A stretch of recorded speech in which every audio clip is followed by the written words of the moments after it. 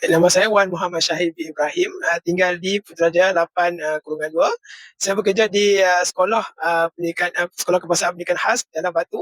Pandangan saya sangat menarik dan sangat terujalah sebab satu teknik yang tidak dapat di tempat-tempat yang lain kerana teknik khusus yang dipelajari sangat membantulah dan saya sangat gembiralah dan seronok sepanjang kursus kejurulatihan ini.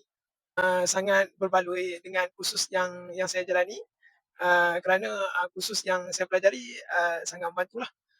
Sebelum ni kita tengok kita belajar orang mana kita mana, tapi kita tak belajar bagaimana kita nak letak arrow dengan betul dengan brosul dia. Jadi dengan kursus ni kita dapat belajar dengan lebih baiklah.